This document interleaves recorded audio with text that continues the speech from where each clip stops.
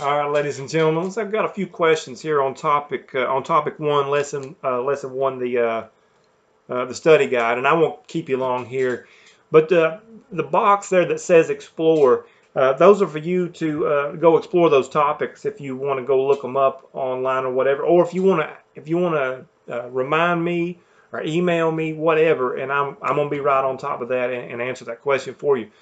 But some specific things that I think that people are having trouble with. Again, the Explorer, there's no hyperlink or anything. That's for you to just go look for yourself and see and see if you can't find the information on it or you don't understand it. That's why I'm here.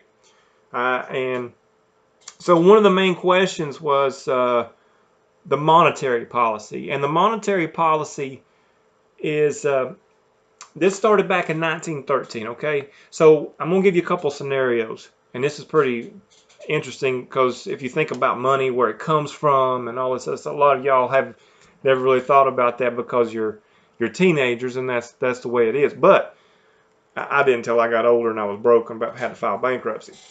So the in 1913, the United States had several different banks that were acting independently of one another. So they didn't communicate, and it created chaos and a lot of economic crisis and panics in the early 1900s. And nobody ever really thought about this. Um, Imagine Walmart. We all know what Walmart is. Imagine each little store they have around the country acting independently, not getting their orders from one central source. And it would be chaos for the business. So imagine Walmart as the United States. We needed a central organization to govern our finances for our government. And in 1913, it was created. It was called the Fed. That's short for the Federal Reserve. And the Federal Reserve is supposed to be independent from the government, because if it wasn't separate, then they would be biased and people would abuse the power that they could control the monetary funds with. It's supposed to be independent and act in the interest of the American citizens. And so what do they do to control monetary policy? They control inflation mainly. And as an example, I want to use these two pens. Somebody might have showed you this before. So I know you saw two there, but this is the only one. This is the only pen like this in the world, ladies and gentlemen. It is the only Pilot G2 0.5 gel glide. It's wonderful. How valuable is it? It's the only one. If it's the only one, it's very, very valuable.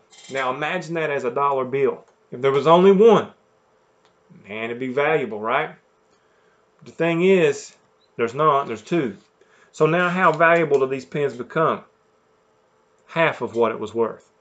So the Fed that prints money, as they're printing money, the more they print, the less its value, the more the value goes down of the dollar.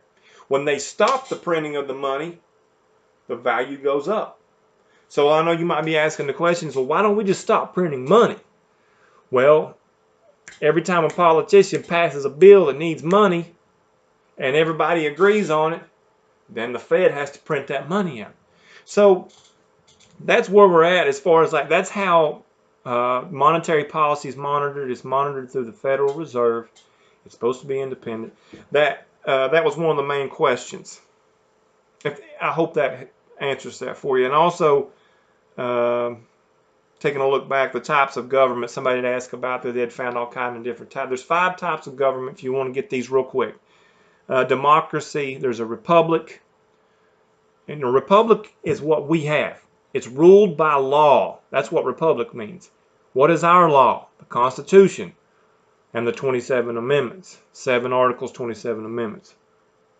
We also have communism and dictatorship and monarchy, which, in my opinion, there's not much difference in dictatorship and monarchy. Monarchy, it's supposed to be they rule in interest of the people. Dictatorship rules in interest of themselves.